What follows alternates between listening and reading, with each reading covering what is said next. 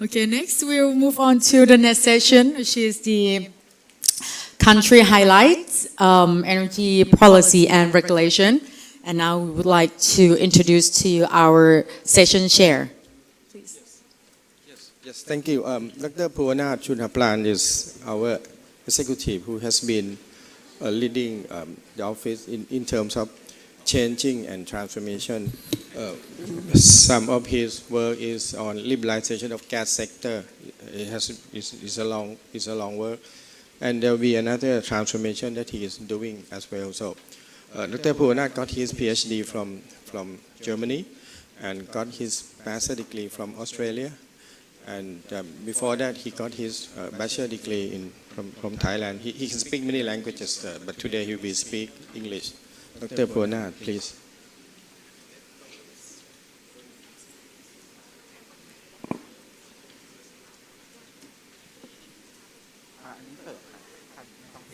Okay, thank you very much for this session, Country Highlights. We are going to talk about energy policy and regulation towards energy transition, and this session is very difficult for us to invite 6 distinguished speakers from 6 different countries. The first one from Cambodia, Mr. T. Sararat, please come on stage. The second one is from Lao PDR, Mr. Chan Sawang. The next one is from Malaysia, Mrs. Haja Atika Abdulra. The fourth one is from Myanmar, Mr. Saw Situ Liang. And the fifth one is from Singapore, Mr. Eugene To. And the last one is from Vietnam, Mrs. Du Hong Tan.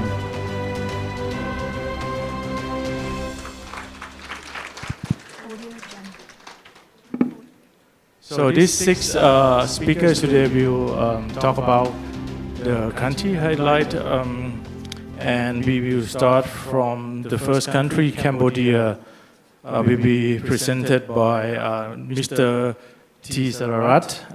He is the Chief of Transmission and Sub-Transmission Office from Electricity Authority of Cambodia. He earned a master's degree in electrical engineering. Stage is yours. Thank you. Good morning, ladies and gentlemen, excellencies. Now I'm Selarat from ERC Electricity Authority of Cambodia. So now I'm happy to present about my country highlight energy policy and regulation.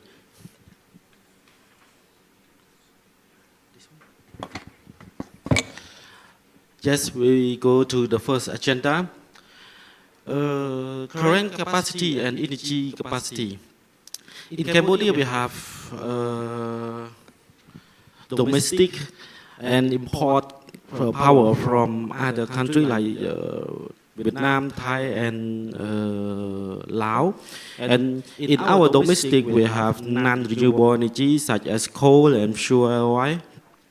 And renewable energy, we have hydro and solar and biomass. In this slide, I present only 2021 and 2022. The domestic capacity, the total is 3,000, and the renewable energy such as solar, hydro, and biomass is cover 56%, and non-renewable energy cover 43%. And in 2022, the domestic we increased to 3,460, and the renewable energies cover 51 or around 52, and the non-renewable energy cover 48. With the 2022, the total energy consumption is 10,300 gigawatt. This one or this one? The import capacity from the Thai, Laos, and Vietnam, we import in 2021, we import 227 megawatt from Thai, and from Vietnam is 332, and from Laos we import 321. And we increase the import from Laos to 2022 is 421. The total import energy from these three countries around 5,140 gigawatt hour.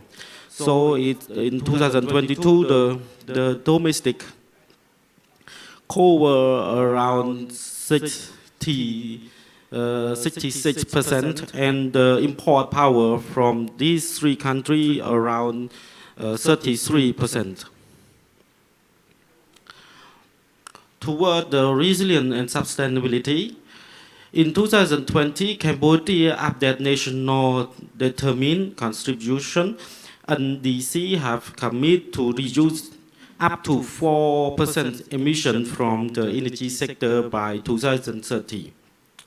In December 2021, Cambodia was among the very first member of the least development country group to establish Cambodia's long-term strategy for carbon neutrality by 2050. Cambodian national strategy for the climate change we have six. The first one is we have no plan to build a dam or hydro on the Mekong River. The second one, we have no more coal, except the PPA that we signed already in 2022. So up to from 2022, we no plan to build a new coal power plant inside our Cambodia. The third, increase the renewable energy at least 30%. 12% from the solar of the generation mix in 2050. So now we try to push the solar power plant in our country. The fourth, investment in the grid modernization, flexibility, and storage. 5, energy efficiency measure in building and industrial. So now in 2020, if not 21 or 22, I'm not remember, we have issued the energy efficiency policy for the building and also industrial to use in our country. The investment in the LNG import, storage, and infrastructure. So when use the natural gas as a dispatch transmit of fuel. 8, substitution of coal in the industrial and power sector. For the power development plan, we have 3 ideas. The first one is energy reliability and affordability. The future demand for power with the supply of reliable and affordable electricity across the all sectors in Cambodia. The second is energy security by reducing the dependency on the energy import and maximize the development of domestic energy resource. Energy sustainability share of the clean energy include renewable and variable renewable energy and energy efficiency.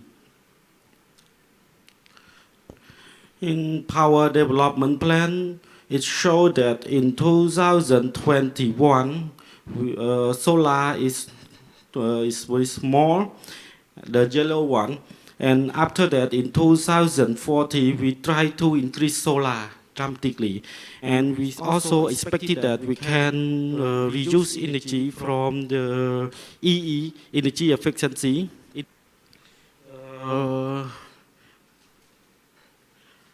Around 2019 205 megawatt in 2040.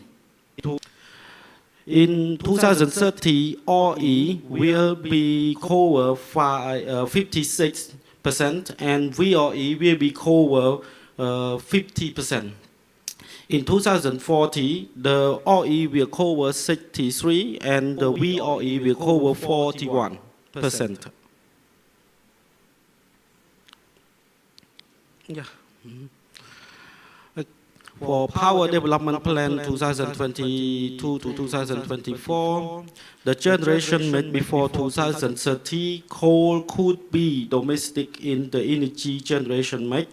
However, it was reduced dramatically in 2040 because we have no plan to build more coal. So this one is keep the same capacity, but the percentage of the generation mix will be go down.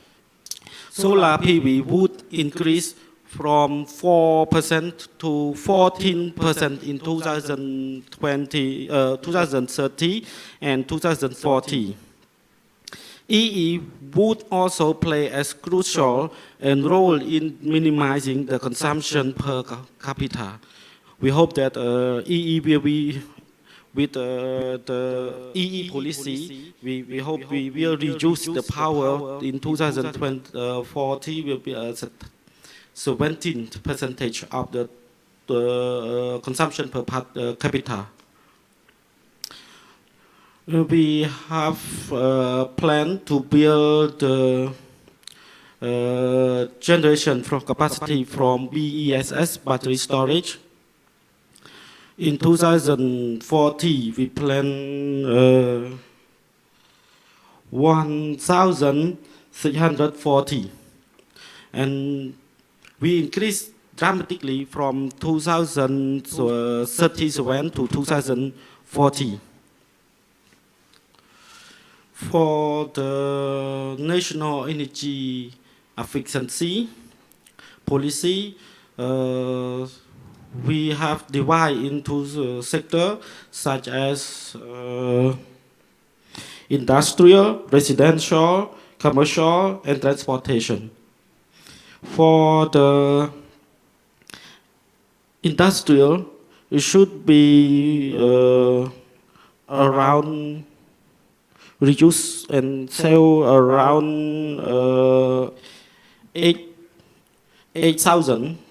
And residential, it should be reduced around 6,000, and commercial should be reduced around 3,000, and the transportation, we hope that for this one we think about EV car.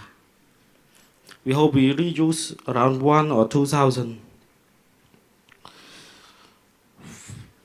For the second, we have cross-border power trading. This one is our development plan for national grid. We plan to build 500 kV from Bantia Mianchai, Thai cross border with Cambodia, to Battambong.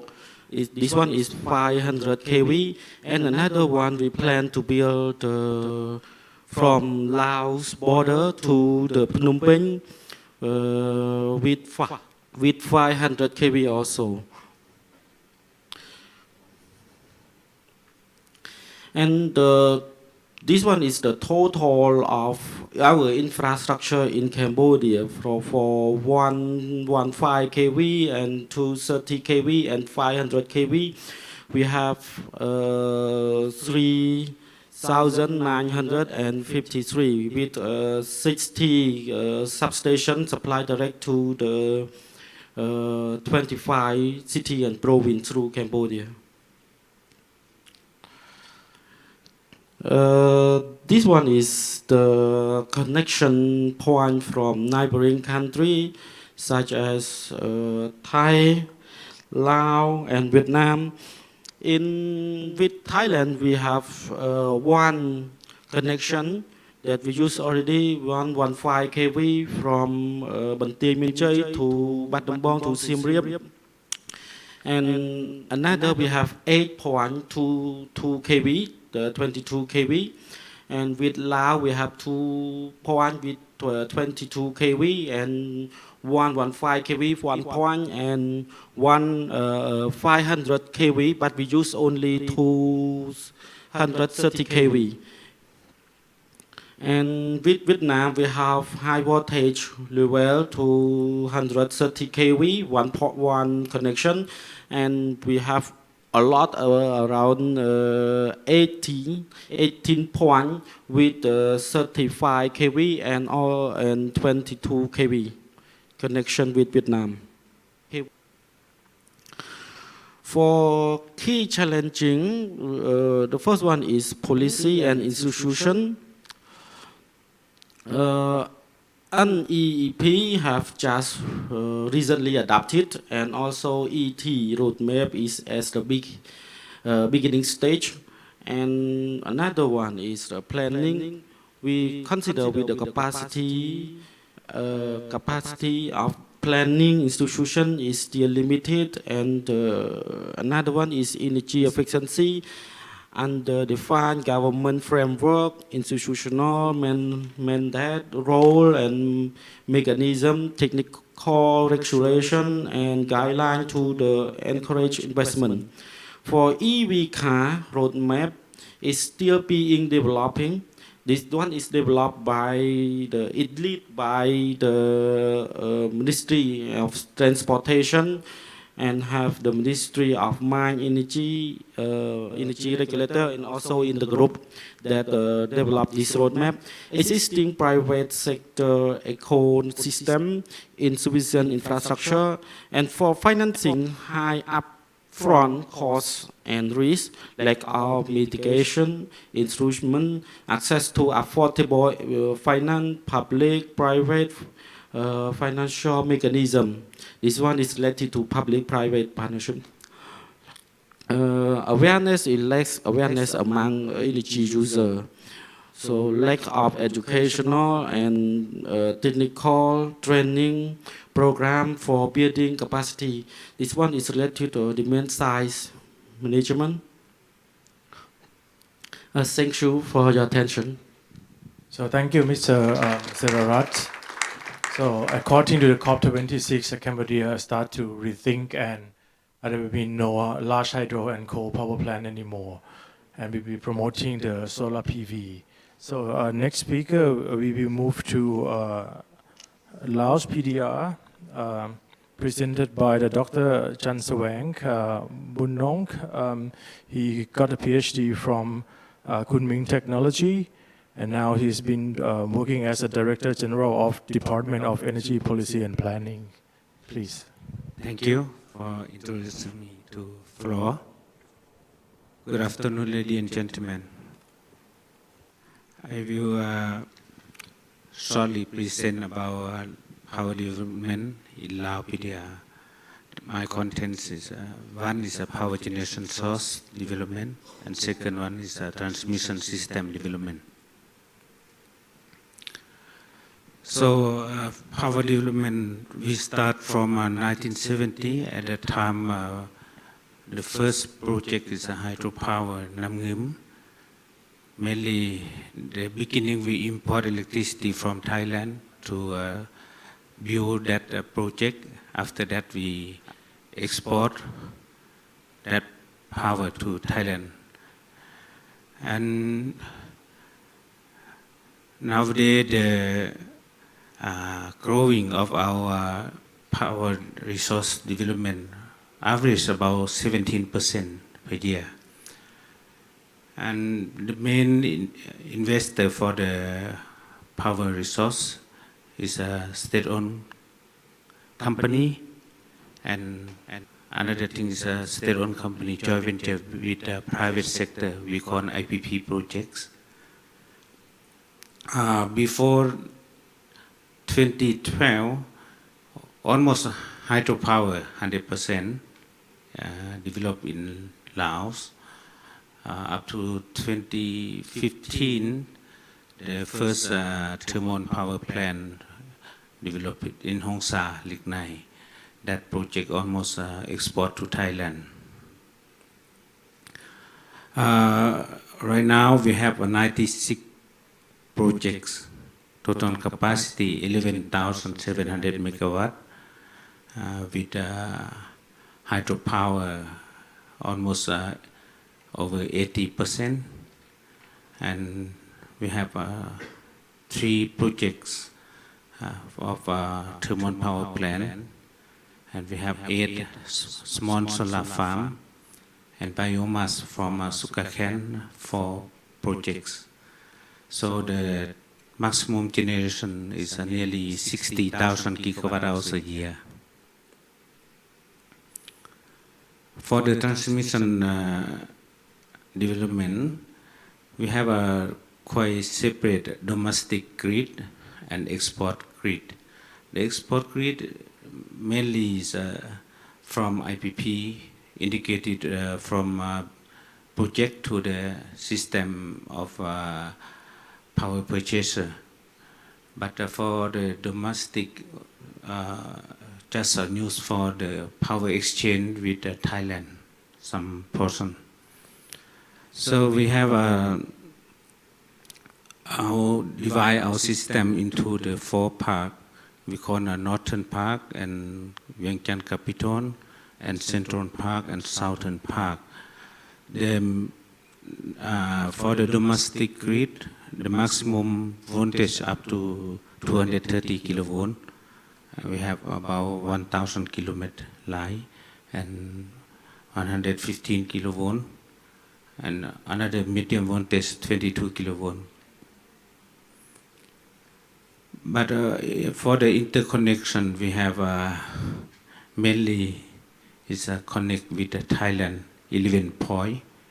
So with 500 kilovolt connection 3 point, and 230 kilovolt 2 point, and 115 kilovolt 6 point, and 22 kilovolt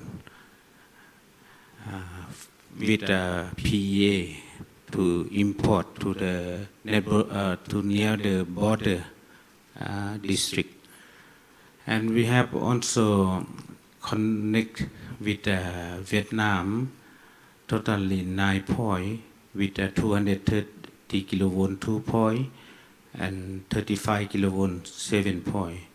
And we export to Cambodia via 500 kilovolt one line, and another line is 115 kilovolt, and another 22 kilovolt. With Myanmar, we have 2 connection line, but here I put only one for the 22 kilovolt. Another line just completed 115 kilovolt to supply to Thailand. And we also export power to China, to the Yunnan province for 115 kilovolt line and 22 kilovolt to the near the border. The structure of electric power to the market. So we have electricity do Lao, state-owned company, who purchase electricity from generation company like EDLGen, we call, and sometimes they also purchase from neighboring country and uptake from IPP projects and export to EDC and ECAT some part, but mainly is, they are distributed in the country. But we have IPP project is selling electricity to EDL and also export to the ECAT and EVN directly with their own line. We have a peak load in the country. This year is 1,700 megawatt only. But in our planning to 2050 for the renewable energy development, in fact, we put in our planning new renewable energy for the new installed capacity about 60,000 megawatt. So we divide in the two parts. In the northern part, about 40,000 megawatt in the new installed capacity, and southern part will about 20,000 megawatt. So they are consist of hydropower, wind power, and solar power. Last one is pump storage. So the percentage is quite different from the north and the south, depend on the resources. And on the right hand side, the presentation is just an evidence. We already signed the MOU and project development agreement, concession agreement, and some project already start construction. So according to that table, it's about 57,000 megawatt. But for the new project will come is 60,000 megawatt, not including the existing one. Of course, in the future we have to re-optimization the system with mixed energy from 4 resources like solar, wind, hydro, and pump storage to manage the generation curve more constantly. So we can cut a peak by pump storage to control the load demand on that one. So for the future transmission line planning, so we plan the northern part will synchronize with China southern grid via 500 kilovolt, and also discuss with them to connect high voltage DC line to Guangzhou through Guangxi province.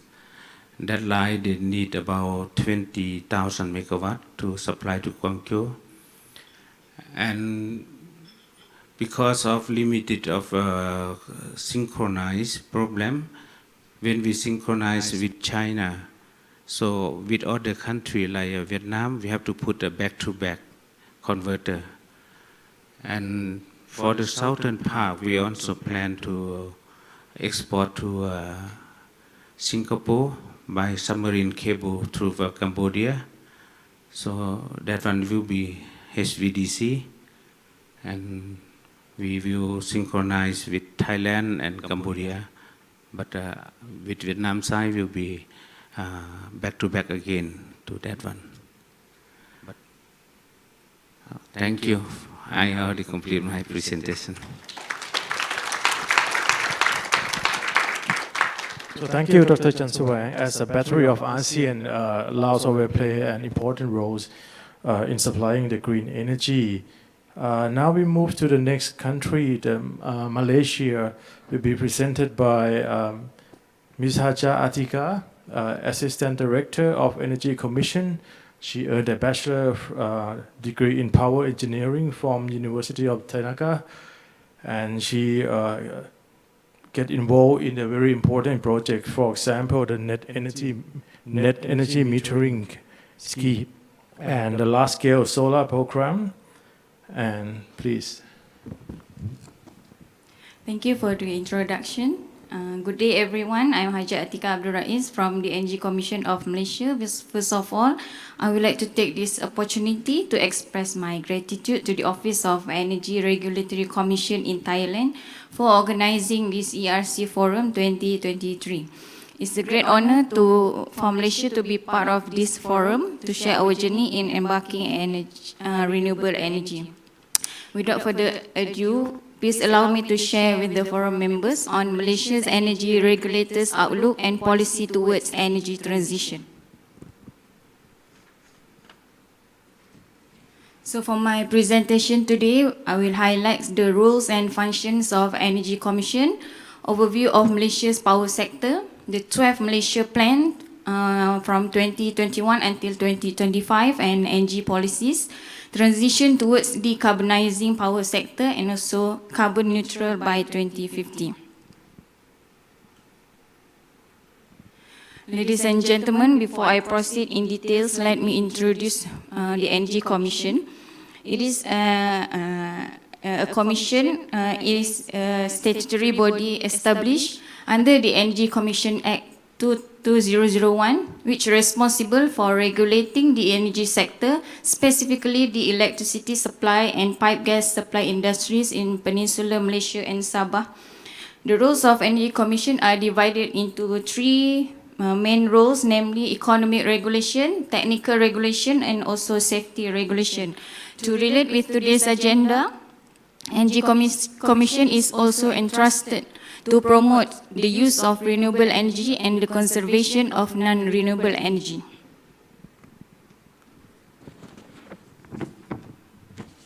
As you can see on the slides, these are our electricity supply demand in 2023. Due to the large area and high population density, the demand in Peninsular Malaysia recorded highest among Sabah and Sarawak with 19,183 megawatt demand recorded in May 2022. The shares of RE installed capacity are still at minimum, which consists of 9% from hydro and 4% from solar, compared to other types of fuel. However, Malaysia is progressively moving towards RE transition by implementing various programs to support the agenda. Sarawak produces mainly from hydro due to the large area of them, and highest demand recorded at Sarawak is 4,383 megawatt. Meanwhile, in Sabah, only 1,003 megawatt. As you can see, Peninsular Malaysia represents 78% of total Malaysia demand in the whole Malaysia.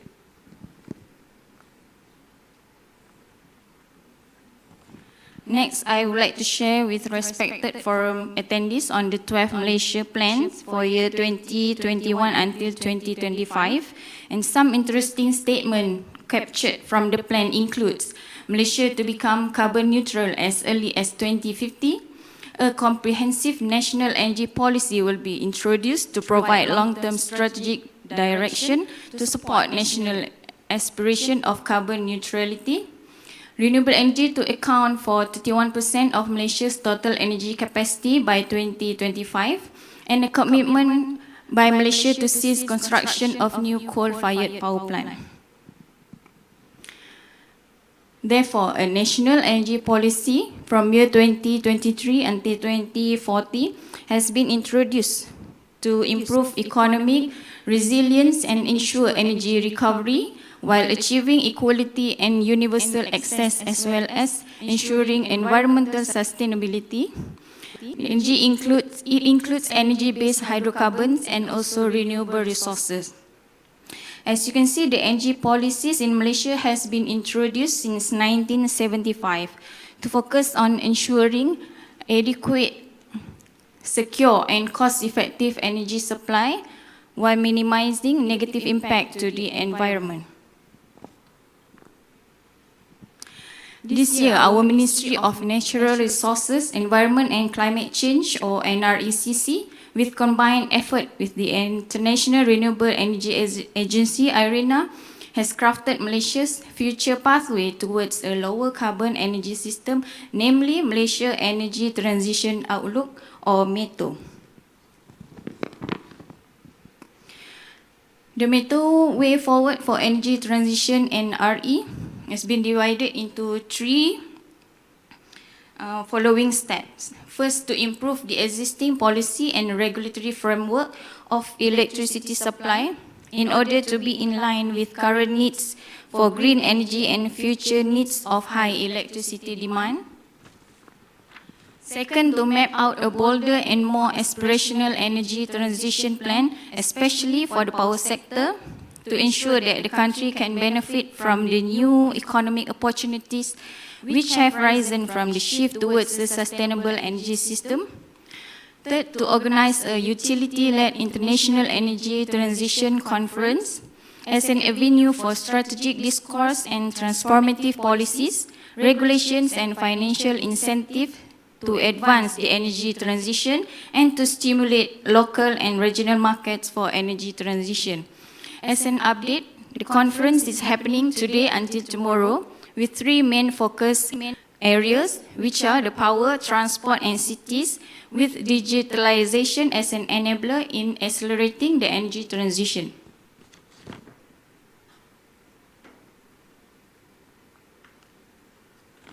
Addressing energy trilemma is an ongoing challenge for electricity supply industry, and it requires judicious decision-making and trade-off to balance these three aspects, which are environmental sustainability, energy security, and also energy equity. Balancing the energy trilemma to achieve decarbonization, decentralization, and digitalization while maintaining fair tariff to consumers is quite challenging. Nevertheless, we Energy Commission is still committed and continues to find the right balance. This slide shows the issues and challenges that we had faced from the past year in implementing our renewable energy projects, EV and also EE. As you can see on the slide, securing land, especially for large-scale solar projects, is also challenging. To cater for solar penetration limit, securing financing for new renewable energy projects. As for EV infrastructure and grid readiness of charging infrastructure at grid site, securing feedstock for biomass and waste-to-energy power plants, and also the grid accessibility to accept all the renewable plants. This slide shows how we manage to manage the environment sustainability transition via target setting and promotion. For renewable energy, the target is to achieve 31% RE capacity by 2050 and increase to 40% RE capacity by 2040. On the energy efficiency side, we target to achieve 50,233 gigawatt hour of energy savings until 2025. And for EV, 15% EV from TIV by 2030 and 38% share of EV on the road by 2040.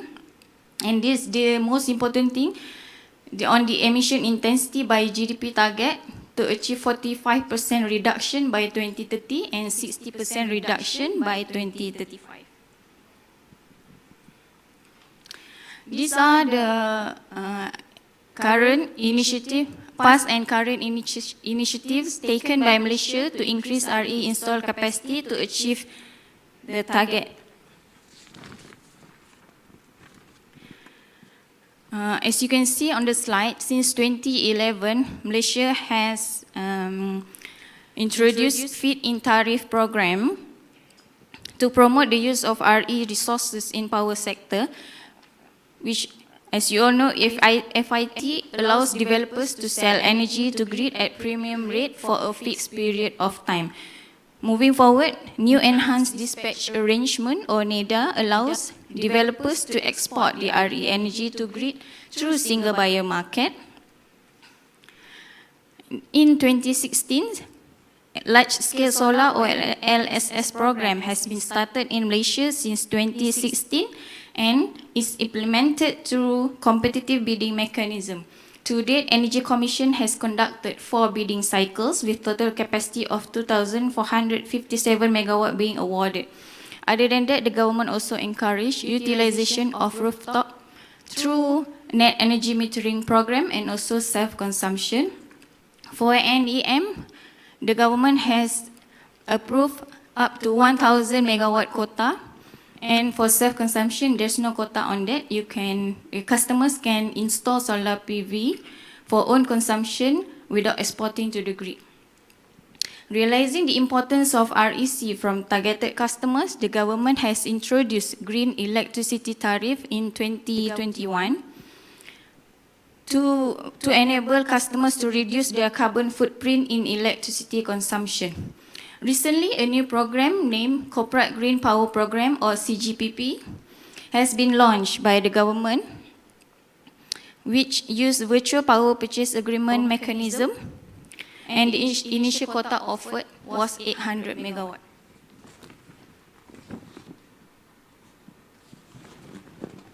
The graph shows in 2025 we target to achieve 31% of RE in capacity mix and increase by 10% by 2040 to achieve 41% of RE, which equivalent to 22,000 megawatt. For power sector emission projection, planning in 2022 target to meet the 45% emission intensity of GDP reduction target in 2030, as well as 60% emission intensity reduction by 2035. Besides RE, fostering electric vehicle and enhancing EE also plays an important role in energy transition. The objective of low carbon mobility blueprint is to guide the planning, implementation, monitoring and evaluation of green mobility initiatives, meanwhile enhancing energy efficiency by the introduction of the Energy Efficiency and Conservation Act. The targets I have explained before this in my slides. For carbon neutral by 2050, allow me to share our government target in the Generation Development Plan, which is annually reviewed considering global sentiment towards coal, and Malaysia's Prime Minister pledge for Malaysia to become a carbon neutral country as early as 2050. Therefore, the National Energy Policy was launched on September 2022 to provide a long-term strategic direction to support the aspiration of a carbon neutral action. The energy policy is a live document and subject to periodic review every 2 years to ensure that the targets are achievable and to keep in line with international development in the energy transition space. With that, I end my presentation. Thank you. So thank you, Mrs. Haja Hatika. Very strong commitment from Malaysia. And as Thailand, we could learn from you in the topic of net metering and the utility green tariff that you already implemented. So now we come to the next presenter from Myanmar, Mr. Situ Liang. He is working as a Deputy Director General of the Department of Electric Power Planning, Ministry of Electric Power, Republic of Union of Myanmar. He got a master's degree from the KDI School of Public Policy and Management of the Republic of Korea. Please. Thank you, Dr. Moderator, and Honorable Commissioner from ERC, distinguished guests, ladies and gentlemen. Allow me to present the country profile and regulations for the energy transition. This slide shows our country profile, and you can see its geographical location is connection with the eastern and western region of our country, and let's say ASEAN, GMS, and BIMSTEC, together with Thailand, to connect the three regions. And the coastal strip is 2,800 kilometers, and the population is 54 million. Up to now, the electrification ratio by the on-grid system is about 66%, and in the off-grid, out of 60,000 villages, among them 65% of villages are electrified by off-grid solutions. And per capita consumptions of 2022 is 356 kilowatt hour, and the peak load is 3,169 megawatt. This is the energy resources potential of our country. And it includes crude oil, natural gas, oil shale, coal, hydro, biomass, biogas and biofuel, and also wind, solar and geothermal. And let me explain about the renewable.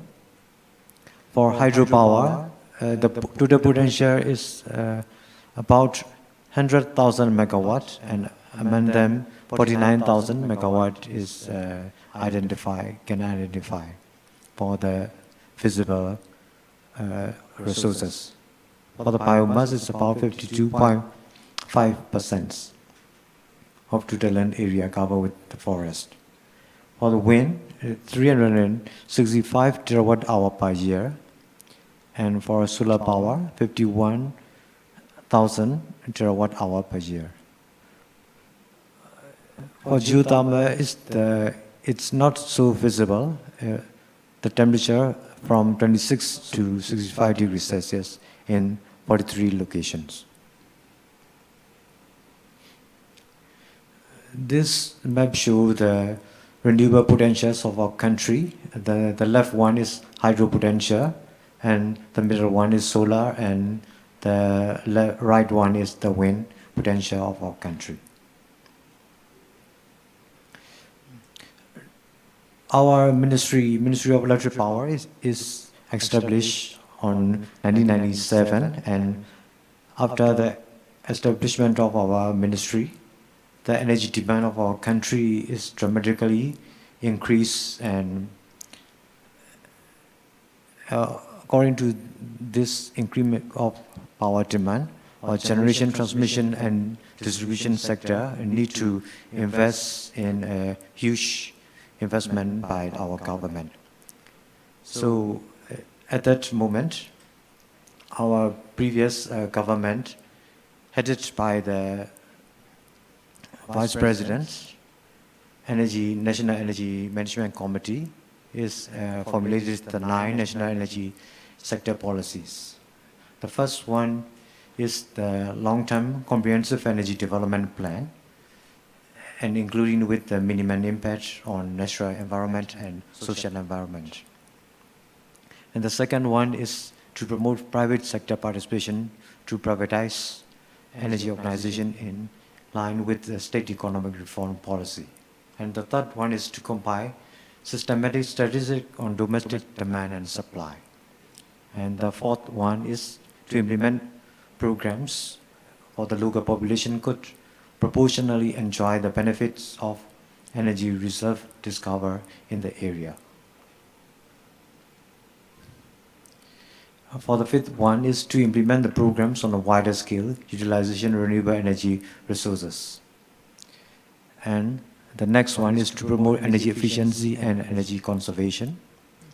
And the seventh one is to establish research, development, design and dissemination institution in order to keep abreast with international practice in energy resources exploration and development works. And the next one is to promote international collaboration in energy matters. And last but not least is to formulate appropriate policy for energy product pricing, meeting economic security. According to these energy policies, our legal and legislative preparations are, you can see, what the first one is supported by the JICA Technical Assistance on 2014 National Electricity Master Plan. This plan is based on the business as usual model. And the second one is electricity law, enacted on 2014, and after that electricity rules on 2015. And the right one is Myanmar National Myanmar Energy Master Plan. That is supported by the Asian Development Bank and handled by the Ministry of Energy. This plan is cover the overall sector of the energy-related sectors.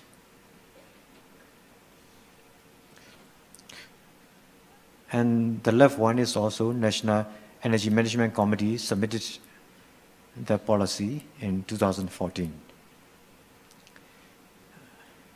And the right one is National Electrification Plan that is also supported by the World Bank for the distribution sector, and after that World Bank financing for the National Electrification Project that is implemented by Ministry of Electric Power and Department of Rural Development and the Ministry of Livestock, Fishery and Rural Development. For our Ministry of Electric Power is implemented for the on-grid system and DRD, especially for the off-grid system. And National Resources and Forest Conservation Ministry also legislated for the Environmental Conservation Law on 2012 and rules on 2014. This is the current status of our energy sector, especially electricity sector. Hydropower is 51%, gas 43%, solar 3%, coal 2%, diesel 2%. This is the activated power plants, and in the on ground is around about 7,000 megawatt. These are the 7 institutions related with the energy sector. Ministry of Energy, Ministry of Natural Resources and Environmental Conservation, Ministry of Electric Power, Ministry of Industry, and Ministry of Science and Technology, and also Ministry of Science and Technology, also National Renewable Energy Committee. They are handle their concern and prioritize sector, energy-related sectors. This is our nationally determined contribution submitted to the UNFCCC on July 2021. In the unconditional target, we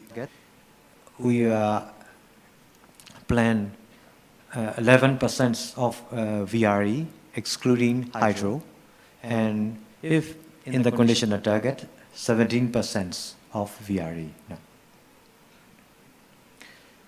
According to this conditional and unconditional target, our coal contribution is higher than the current status, but if we consider by the international support and something like that, we can reduce that by replacing the renewable as much as we can. This is also the target, conditional and unconditional target for the off-grid system.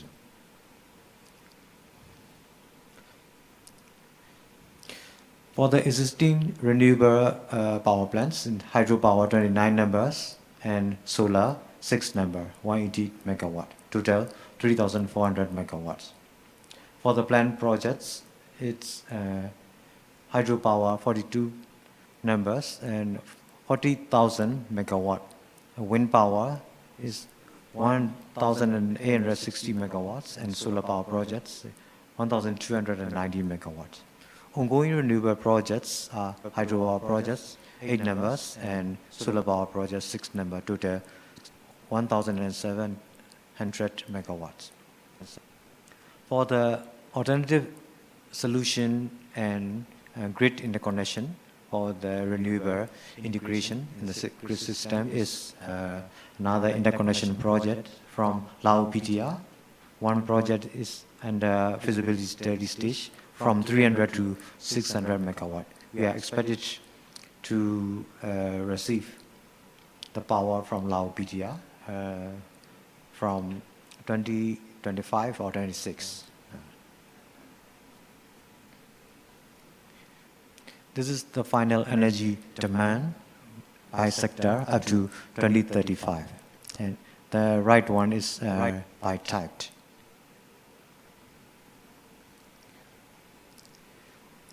Our strategy and forward process for the effective use of conservation and national energy for the energy intensive industry and energy intensive building. The energy manager will be formulated for that one, and residential center is we need to minimum energy performance standards for electrical home appliance. And for energy efficiency projects and training, demonstration projects, energy management training, energy efficient technology training, and awareness training.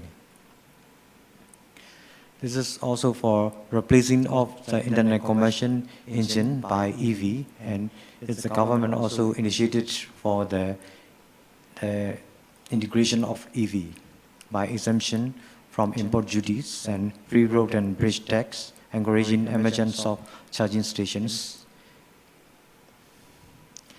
And this is for the rural solutions from the traditional stage to the reduce firewood, and also by, let's say, to use the gas and fuel block instead of firewoods.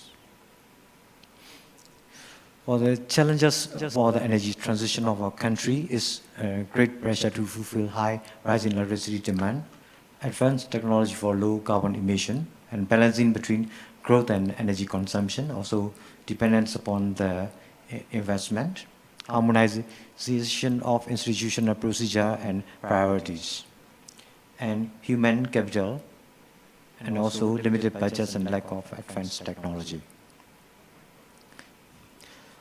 From the previous energy policy, the current policy deliberation is planned as the first one is encouraging the natural gas exploration and production activities and promotion the natural gas base industry and infrastructure along the countryside, and upgrading the national grid system, and consideration of multilateral power trading, encouraging the public-private partnership in green investment and energy efficiency targeted to 20% by 2030, and enhance the development of energy conservation guidelines, recruit and train and management of energy auditors.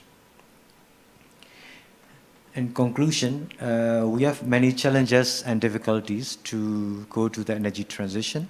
Although we have such kind of limitation and barrier, our government endeavor to increase the renewable energy and clean energy in the energy mix, and from traditional to global approach, collaborate in regional activities, and prioritize to become a green and clean environment by balancing growth and mitigate emission. That's the end of my presentation. Thank you. Thank you, Mr. Solsitu. So now we come to the next presenter from Singapore, Mr. Eugene To. He is the Assistant Chief Executive and the Chief Commercial Officer in the Energy Market Authority, or EMA. He used to work with Enterprise Singapore to develop a vibrant architect startup, and now he works with the EMA. Eugene graduated with a master's degree in electrical and computer engineering from Carnegie Mellon University, with a double first-class bachelor degree in electrical engineering and economics. He also completed the INSEAD MBA program in 2014. So Eugene, please. Thank you, Chair. First of all, congratulations to the ERC for a very successful event. Thank you for the invitation to speak. I'd like to start with a personal story. This happened 17 years ago when I first joined my organization, the Energy Market Authority. So my mentor asked me this question. He says, Eugene, can you tell me 2 household items which prices haven't changed in the last 50 years? That was a difficult question because in a world of inflation, do we really know anything that prices haven't changed? But since we're talking about energy, so I guessed. I said electricity price. It turned out to be correct. So electricity price in Singapore at least has stayed roughly constant. In Singapore cents, about 20 to 30 cents within that range. Now, of course, 20 cents 50 years ago was big, right? So it was expensive to connect to the grid in the 1960s. But given improvements in technology, the prices have kept relatively constant. Anybody wants to guess the second item? Some of you might have used it this morning. Water prices have been going up. Good guess. Actually, eggs. Price of eggs has stayed relatively constant. So during the 1960s, it was about 20 cents for one egg. Again, that was expensive. It was expensive to consume eggs. Today, if you go to Singapore, it's roughly 20, 25 cents, right? I don't know about Thailand, but I was doing some research with my colleague. I think we are roughly around the 5 baht per kilowatt hour and 5 baht per egg type of range. But we have gone through different phases in Singapore. I use that story to explain some of the history and transition of the energy markets in Singapore, starting off with energy accessibility in the 1960s.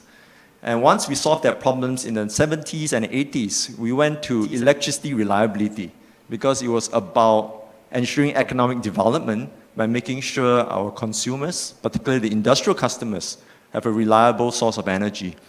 In the 1990s and early 2000s, we went on what we call market efficiency drive. We started to deregulate our electricity and gas sectors, and we eventually have an electricity and gas markets that we see today. Then in the next phase, in the 2014, one important thing happened. We got our LNG terminal, liquefied natural gas terminal set up, the first one in Singapore, which enabled us to do source diversification. And it enabled us to import electricity or energy from anywhere in the world. And now transiting into the next phase where we have committed a target of a net zero economy by the year 2050. Right? So we have gone through different phases of development in our energy market. And I would zoom into one slide to continue my story. I call this, if you don't remember anything from my presentation, remember this slide.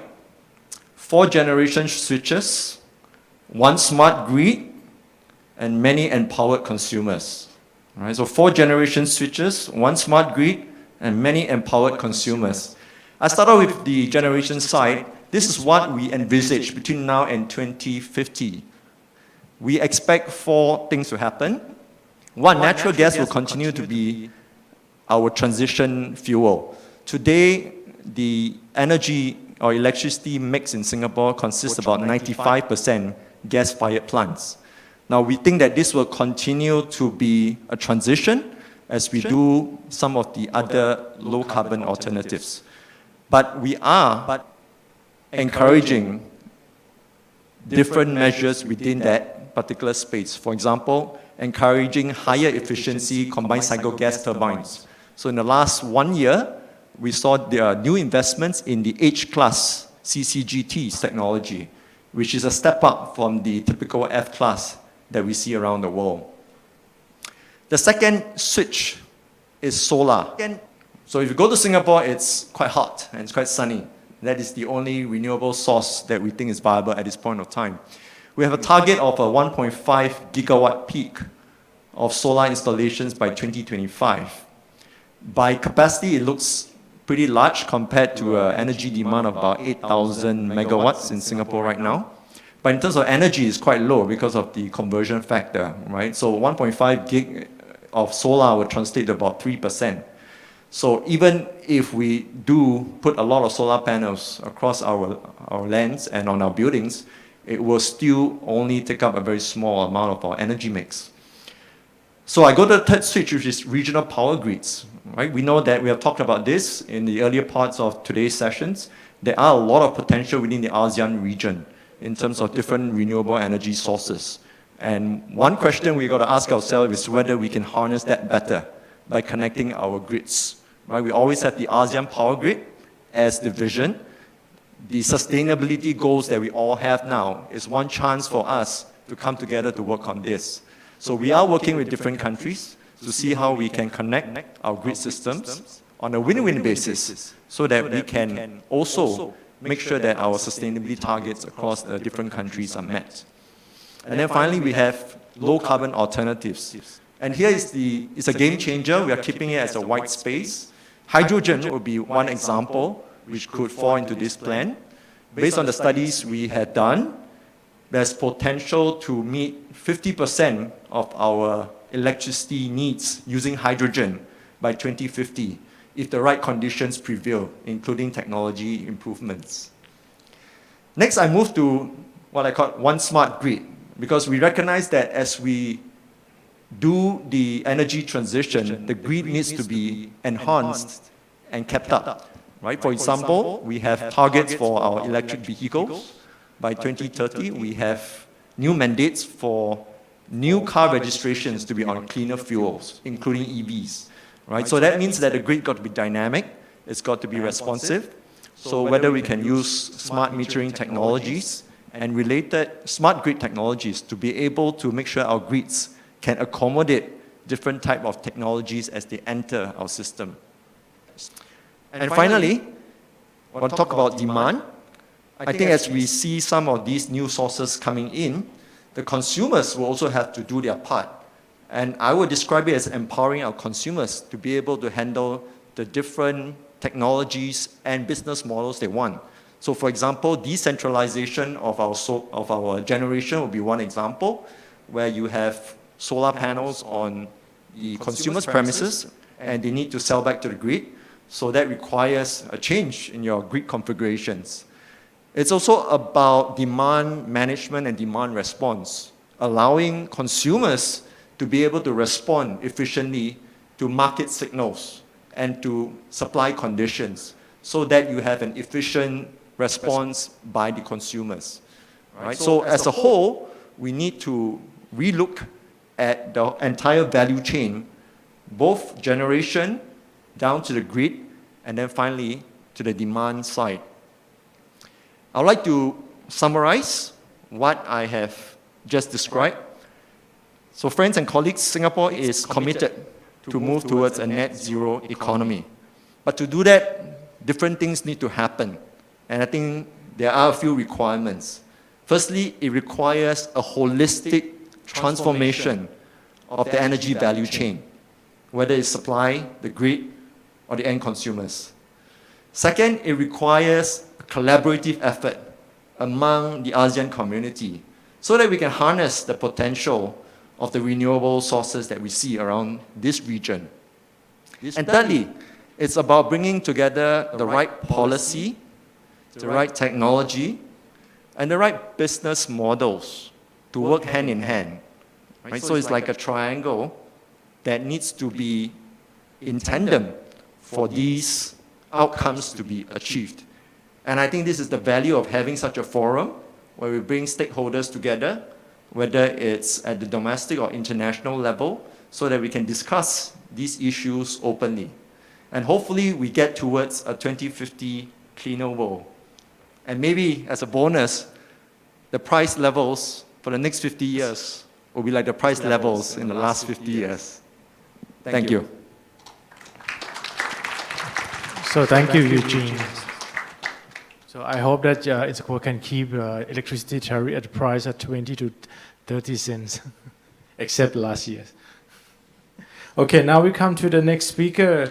From Vietnam, Ms. Du Hong Tan, Deputy Director of the Center for Training and Electricity Market Development Research in the Electricity Regulatory Authority of Vietnam, or ERAF. She earned a Bachelor of Science from Hanoi University of Science and Technology. Prior to join the ERAF, she spent 17 years as a senior consultant in power electricity consulting. Please. So, thank you for introduction, and thank you for inviting Iraf to be a speaker in this workshop. I think it's very good chance for us and other countries to share our story, and plan forward to the energy transition. So actually, I think now we are run out of time, so I will go very quickly through my presentation and will highlight some main point about our power system currently in Vietnam and also the legal framework to the energy transition in Vietnam. So as you can see, this is an overall picture of the electricity consumption in Vietnam in period of 10 years, and the average growth rate is about 9.7%, and in the next 5 years, the growth rate is also forecast to be growth at 8.5% per year. This is a high electricity demand in Vietnam. So in terms of power supply, this is the statistic for the installed capacity in the power system in Vietnam. So you can see that from 2019 to earlier, so the hydro and coal thermal power plant and also gas turbine is the main three sources in our power system. But from 2019, the share of renewable energy now increased significantly. So this is the number update in June 15 this year. So now the share of renewable energy is around 33%, and of which 20% is from the solar.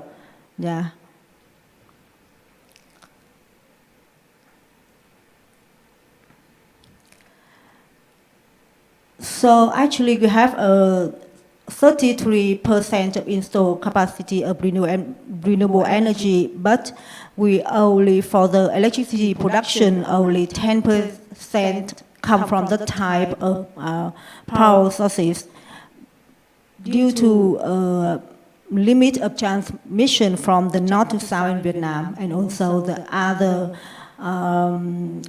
technical issue in to operate the system now in Vietnam. So besides the domestic power system, we also, like other countries, here we also have the power trading between the Cambodia, between the China, and also the Lao. With now the power imported maybe 2% compared with other domestic resources.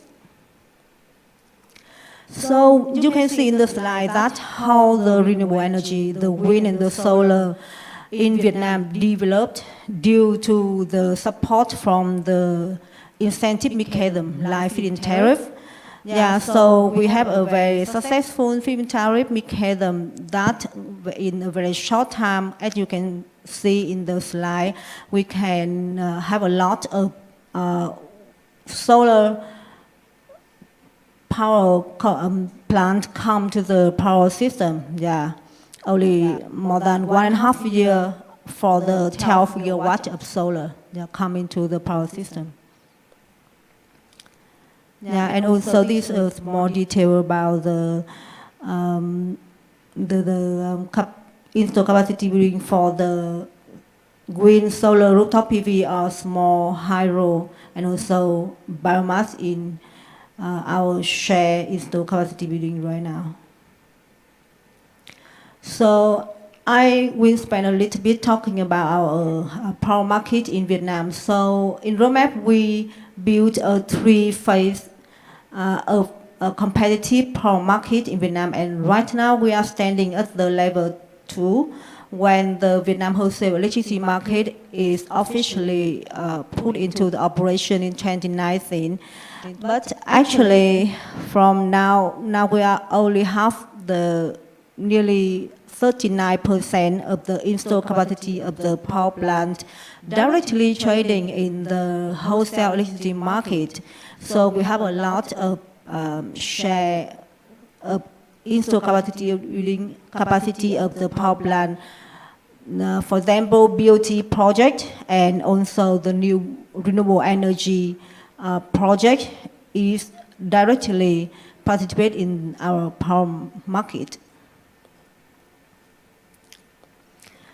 So according to the roadmap, we also want to enhance and to fulfill our VRAM, the wholesale electricity market in Vietnam.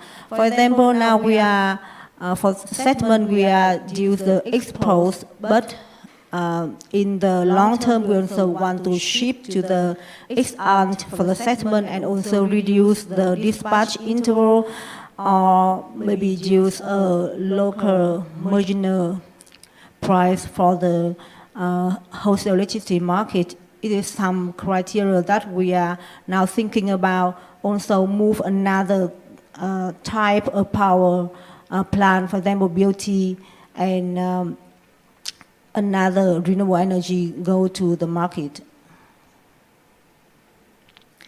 So we have a roadmap and we have a criteria that we would like to go further with the VWAM. So you can see that in Vietnam, yeah, we have a market, but actually the retail price is, how can I say, is under control of the government.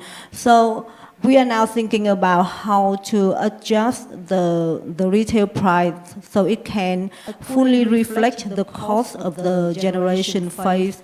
And I think it's the most important thing to motivate the development of our power market in Vietnam.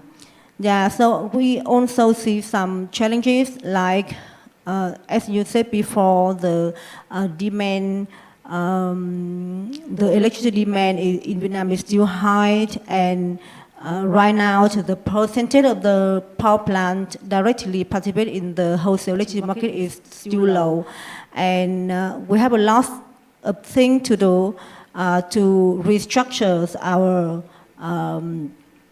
energy sector in Vietnam to go further with the roadmap of the power system in Vietnam. Yeah, so talking about the legal framework, so as you can see in the slide, so from 2015, we also have some legal framework, decision of the Prime Minister on the national strategy on renewable energy to 2030 with the vision to the 2015. And we also have the, like the decision of the Politburo on the orientation of the national energy development strategy to 2030. And this we also have the most important legal framework for the that reflect, yeah, fully our commitment in COP26 is the PDP8, yeah, the Power Development Plan that issued in this year. So you can see that for the most important legal framework now for the Power Development Plan, we also set some criteria that we want to fulfill our commitment in COP26, like we set a target that the portion of the renewable energy will be about nearly 40% by 2030. And for the 2050, the percentage can reach about the 51%. So it is very ambitious target for us. And in the PDP8, we also have some target to control our emission, right? And also to build a strong grid. As Singapore said that smart grid is very important when you shift from the traditional power system to the cleaner energy. So without smart grid, I think it's hard to do that. So, and also some criteria that stipulate in the PDP 8, yeah, like we win the electricity is expected to reach about, you can see that's a very high electricity generation in Vietnam, and also the peak load is very increased sharply in 2030 and also 2050. That's the reason why we also set very detailed our target in the PDP. You can see in the slide, for example, the total installed capacity within in 2030 will double in now in Vietnam, because now we are the 82 gigawatt. But we think that in 2030 the number will be the double, 150 gigawatt. So you also can see that in the PDP we will, after 2050 we will no longer have a thermal power plant. The thermal power plant have to shift to the cleaner fuel like hydrogen or biomass. Yeah, so also the PDP 8, we estimate the total cost for shipping to the cleaner energy is about, in period of 2021 to 2030 is about $133.7 million to develop a new power plant and also the transmission line, and maybe 3 times in period of 2030 to 2050. So I think through many presentation of our speaker here, so energy efficiency and energy saving is also the important policy of each country to not only ensure about the security of the power plant, but also to help the power plant to go further with the energy transition. So we also have the plan and energy efficiency that set the target of saving rate of the energy is about 5 to 7%. Yeah, in the total national energy consumption. And actually with the current situation in Vietnam, for example, with the El Nino weather, with the limit of water in reservoir of the hydropower plant, and also with the very high rate of demand, electricity demand in Vietnam. So the government also issues a directive 20 that set a more criteria for the whole system to be reached. For example, from now to 2050, we have to save a minimum of 2% of the total electricity consumption each year, and also use another program, another mechanism like DSM or demand response to reduce the peak load in Vietnam, because now the peak load in Vietnam is around maybe 47 gigawatt. Yeah.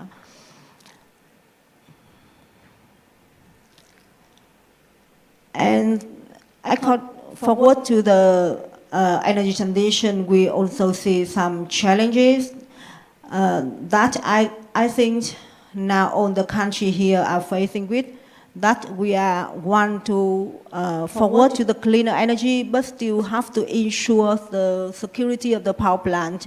That is some issue that we are facing several months. Yeah, and actually the policy, the legal framework is a very important thing to attract the investment from the private sector, because it's a very important group to support and to help the government to achieve their commitment, right? And it's very difficult now in Vietnam, because we are now developing a lot of new mechanisms, yeah, replace for the old one in the past. For example, new mechanism for developing the renewable energy, wind and solar, the direct power purchase agreement, and also for the rooftop solar. Yeah, thank you for your attention.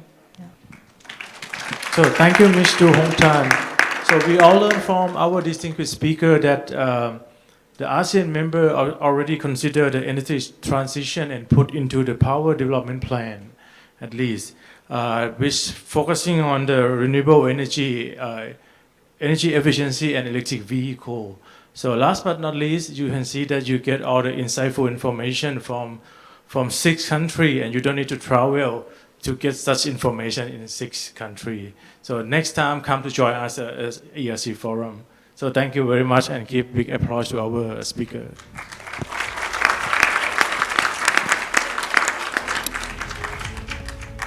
And thank you very much for Dr.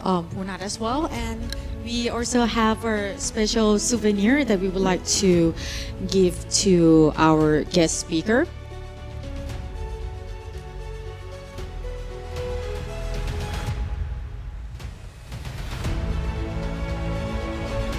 Now start from Mr. T. Siraroth, please. Thank you so much. From Cambodia. And we have a special guest from Lao PDR, Mr. Chan Swing.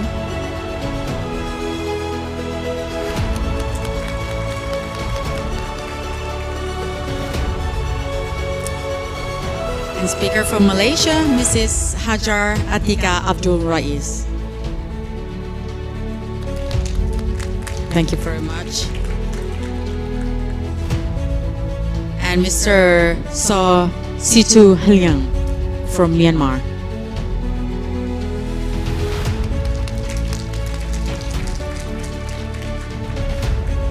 So thank you very much to Mr. Eugene To from Singapore.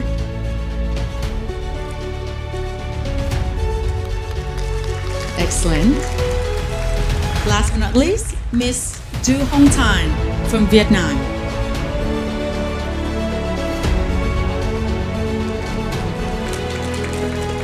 What an excellent session of country highlights. And thank you very much once again, Dr. Puvanat, for your time. Now, ladies and gentlemen, we will have a very, very short break for your refreshment, 5 minutes. Then we will come back shortly, which is we still have another 2 more sessions to go before we are going to have the networking and the welcome reception and the evening session. So right now, please, you can grab refreshment, coffee, tea, and some of snacks, and you can bring it right here in the room, which we will continue for our next session very soon. Thank you very much. Enjoy your time.